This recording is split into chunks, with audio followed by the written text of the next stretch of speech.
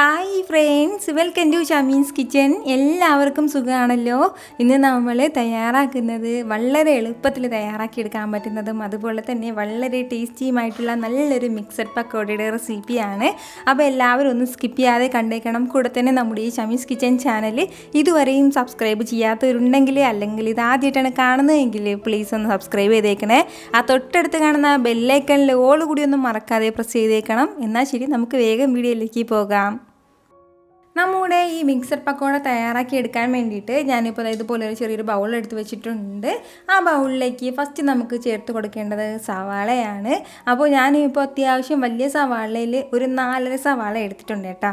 അപ്പോൾ ഇതുപോലെ ഒന്ന് വട്ടത്തിലാണ് ഞാനിപ്പോൾ മാക്സിമം ഒന്ന് അരിഞ്ഞെടുത്തിട്ടുള്ളത്. അത് കഴിഞ്ഞിട്ട് ചെറിയ ചെറിയ പീസാക്കിയിട്ട് ഒന്ന് കട്ട് ചെയ്തിട്ടിട്ടുണ്ട്.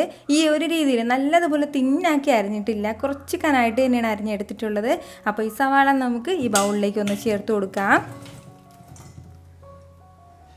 നമ്മുടെ അളവിനനുസരിച്ചിട്ട് നമുക്ക് സവാള എടുക്കാവുന്നേ ഉള്ളൂ. ഞാനിപ്പോൾ ഈ ഒരു അളവിലാണ് എടുത്തിട്ടുള്ളത്. ഇനി നമുക്ക് വേണ്ട എന്താണെന്ന് വെച്ചാൽ നന്നായിട്ട് ഇത് കൈവച്ചിട്ടൊന്ന് ഉടച്ചു കൊടുക്കണം. നമ്മുടെ സവാള എല്ലാം ഇപ്പോൾ ഇതുപോലെ നല്ല സ്റ്റിഫായിട്ടാണ് ഉള്ളത്. ഇതിന് പകരം ഇച്ചിരി കുഴഞ്ഞ് വേണം നമുക്ക് കിട്ടാനായിട്ട്. അതിൻ്റെ പേരിൽ നല്ലതുപോലെ ഒന്ന് കൈവച്ചിട്ട് നമുക്ക് ഇതൊന്ന് ഉടച്ചു കൊടുക്കാം.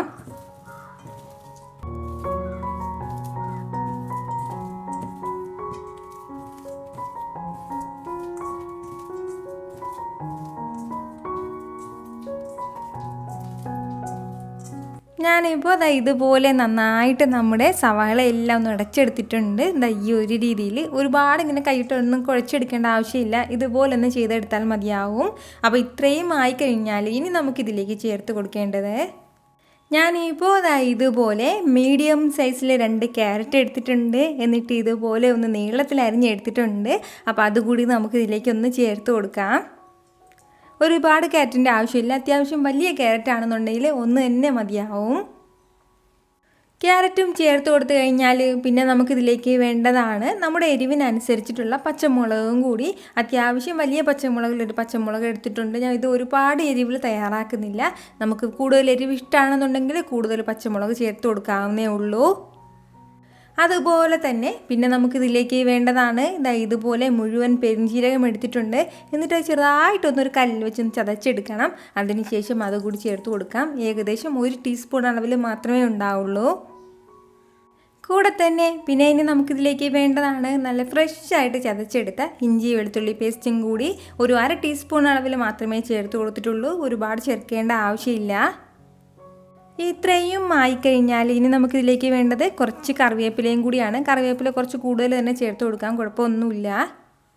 ഇനി നമുക്ക് ഇതിലേക്ക് വേണ്ടത് ആവശ്യത്തിനുള്ള കടലമാവും കൂടിയാണ്. ഇപ്പോൾ നമുക്കൊരു 1/2 കപ്പ് അളവിൽ കടലമാവ് ചേർത്ത് കൊടുക്കാം. അതിന് ശേഷം കൂടുതൽ വേണമെന്നുണ്ടെങ്കിൽ പിന്നീട് ചേർത്ത് കൊടുക്കാവുന്നേ ഉള്ളൂ. അപ്പോൾ ഞാനിപ്പോൾ ഈ ഒരു അളവിൽ കടലമാവ് ഇതിലേക്ക് ചേർക്കുകയാണ്. കൂടെ തന്നെ ഒരേ 1 ടീസ്പൂൺ അളവിൽ മുളക് പൊടിയും കൂടി നമുക്ക് ആവശ്യമായിട്ടുണ്ട്. അപ്പോൾ അതുകൂടി ചേർത്ത് കൊടുക്കാം. പിന്നെ ഇനി നമുക്കിതിലേക്ക് വേണ്ടത് ഒരല്പം കായപ്പൊടിയും കൂടിയാണ്. എപ്പോഴും നമ്മൾ ഈ പക്കോട തയ്യാറാക്കുമ്പോഴത്തേക്കും ഒരല്പം കായപ്പൊടി ചേർത്ത് കൊടുക്കുമ്പോഴത്തേക്കും ഒരു പ്രത്യേക ടേസ്റ്റാണ്. അപ്പോൾ ഈ കായപ്പൊടി മിസ് ചെയ്യാതെ നമ്മളിലേക്കൊന്ന് ചേർത്ത് കൊടുത്തേക്കണം. ഇനി നമുക്കിതിലേക്ക് വേണ്ടത് ഇതിന് ഇത്രയും ആവശ്യമായിട്ടുള്ള ഉപ്പും കൂടിയാണ്.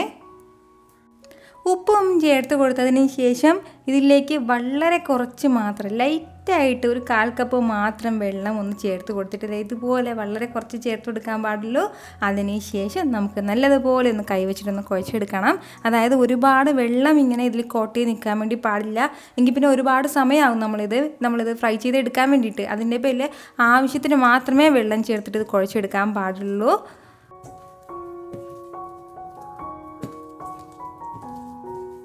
വീണ്ടും ഒരു 1/4 കപ്പ് അളവിലും കൂടി നമുക്ക് കടലമാവ് ആവശ്യമായിട്ട് വന്നിട്ടുണ്ട്. അപ്പോൾ അതുകൂടി ചേർത്ത് കൊടുത്തിട്ട് നന്നായിട്ട് നമുക്കൊന്ന് കുഴച്ചെടുക്കാം.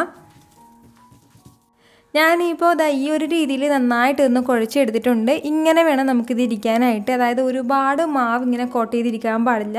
പകരം ഈ ഒരു രീതിയിൽ വേണം നമുക്കിത് ഇരിക്കാനായിട്ട്. ഇതുപോലെ വേണം നമ്മൾ ചെയ്തെടുക്കാനായിട്ട്. ഒരുപാട് വെള്ളവും അതായത് നല്ലതുപോലെ ലൂസായിട്ട് ഇരിക്കാൻ പാടില്ല. അതുപോലെ തന്നെ നല്ലതുപോലെ ടൈറ്റായിട്ട് ഇരിക്കാനും പാടില്ല. ഈ ഒരു സ്റ്റേജിൽ വേണം നമുക്കിത് കിട്ടാനായിട്ട്. ഇത്രയും ആയിക്കഴിഞ്ഞാൽ നമുക്ക് ഇഷ്ടമുള്ള ഷേപ്പിൽ ഇതൊന്ന് എണ്ണയിലേക്ക് ഇട്ടിട്ട് ഫ്രൈ ചെയ്തെടുക്കാവുന്നേ ഉള്ളൂ. എണ്ണ ഇപ്പോൾ ഇവിടെ നല്ലതുപോലെ ഒന്ന് ചൂടായിട്ടുണ്ട്. പ്രത്യേകം ശ്രദ്ധിക്കേണ്ട കാര്യമാണ്, നമ്മുടെ ഈ ഉള്ളി പക്കോടയൊക്കെ തയ്യാറാക്കി എടുക്കുന്ന സമയത്ത് നന്നായിട്ട് എണ്ണ ചൂടായിട്ടുണ്ടാവണം.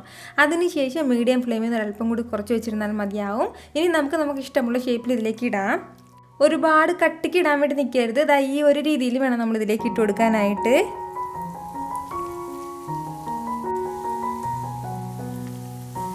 ഒരുപാട് നമ്മളിപ്പോൾ കട്ടിക്കിടുകയാണെന്നുണ്ടെങ്കിൽ ഇതിൻ്റെ അകം വന്നിട്ട് വേഗാതെ കിട്ടും. അപ്പോൾ അങ്ങനെയല്ല നമുക്കിത് കിട്ടേണ്ടത്. നല്ല തിന്നായിട്ട് വേണം നമ്മളിതിലേക്ക് ഇടേണ്ടത്. മാക്സിമം തിന്നായിട്ട് ഇടണം.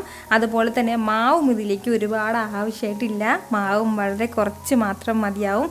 ഇതുപോലെ എല്ലാം നമ്മുടെ മിക്സിയിലേക്ക് ഒന്ന് കോട്ട് ചെയ്തിരിക്കുന്ന രീതിയിൽ മാത്രം നമ്മുടെ മാവ് എടുത്താൽ മതിയാവും. ഈ ഒരു രീതിയിൽ മാവിൻ്റെ അളവ് ഒരുപാട് കൂടി പോകരുത്. അതിനുശേഷം മീഡിയം ഫ്ലെയിമിൽ വെച്ച് കൊടുത്തിട്ട് വേണം നമ്മൾ നല്ലതുപോലെ ഒന്ന് ഫ്രൈ ചെയ്തെടുക്കാനായിട്ട്. ഇപ്പോൾ നമ്മൾ ഇതിലേക്ക് ഒരുപാട് ഫ്ലെയിം വെക്കുകയാണെന്നുണ്ടെങ്കിൽ പെട്ടെന്ന് ഇതിൻ്റെ പുറം ഭാഗം ഒന്ന് കളറ് മാറിയിട്ട് അകം വേഗാതെ കിട്ടും. കാരണം നമ്മുടെ സവാളയൊക്കെ നന്നായിട്ടൊന്ന് വെന്ത് കിട്ടേണ്ടതാണ്. അതായത് പുറം ഭാഗം നല്ലതുപോലെ മൊരിഞ്ഞിട്ടുണ്ടാവണം. ആ ഒരു രീതിയിൽ വേണം നമുക്കിത് കിട്ടാനായിട്ട്. നമ്മളിപ്പോൾ ഇത് ചെറിയ കുട്ടി ബോളിൻ്റെ ഷേപ്പിലൊക്കെ ഇടുകയാണെന്നുണ്ടെങ്കിൽ അകം ഇച്ചിരി പച്ചമാവായിട്ട് തന്നെ ഇരിക്കും. അതിൻ്റെ പേരിലാണ് ഞാൻ പ്രത്യേകം എടുത്ത് പറയുന്നത്. ഈ ഒരു രീതിയിൽ തന്നെ നമ്മളിത് ഫ്രൈ ചെയ്തെടുക്കണം. വളരെ സിമ്പിളായിട്ട് പെട്ടെന്ന് തയ്യാറാക്കി എടുക്കാൻ പറ്റുന്നതാണ്. അതുപോലെ തന്നെ വളരെ ടേസ്റ്റി ആയിട്ടുള്ള നല്ല ഉള്ളി പക്കോടയാണ് കേട്ടോ. ഈ ഒരു രീതിയിൽ നമ്മൾ തയ്യാറാക്കി എടുക്കുകയാണെന്നുണ്ടെങ്കിൽ വളരെ പെർഫെക്റ്റ് ആയിട്ട് തന്നെ നമുക്കിത് കിട്ടിക്കോളും.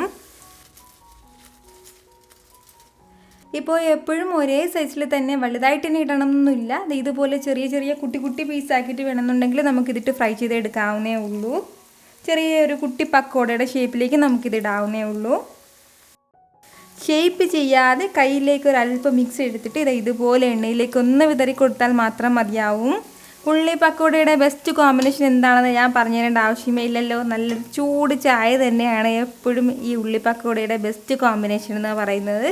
നല്ലൊരു ചൂട് ചായ മാത്രം മതിയാവും. വേറെ ഒന്നും ഇതിൻ്റെ കൂടെ ആവശ്യമായിട്ടില്ല. ഞാൻ പറഞ്ഞതുപോലെ തന്നെ നമുക്ക് ഇഷ്ടമുള്ള ഷേപ്പിൽ ഇട്ടിട്ട് ഈ പക്കോട തയ്യാറാക്കി എടുക്കാവുന്നേ ഉള്ളൂ. വളരെ ക്രിസ്പി ആയിട്ടായിരിക്കും നമുക്കിത് കിട്ടുന്നത്. അപ്പോൾ ഇതുപോലെ തന്നെ എല്ലാം നമുക്ക് ഫ്രൈ ചെയ്ത് എടുക്കാം. ഉറപ്പായിട്ട് എല്ലാവരും ഒന്ന് തയ്യാറാക്കി നോക്കണം. അപ്പോൾ വൈകുന്നേരം ചായയ്ക്ക് ഇപ്പോൾ ഇതെല്ലാം തയ്യാറാക്കി നോക്കിയതിന് ശേഷം നിങ്ങളുടെ ഫീഡ്ബാക്ക് എനിക്ക് മറക്കാതെ ഒന്ന് അറിയിക്കുകയും വേണം.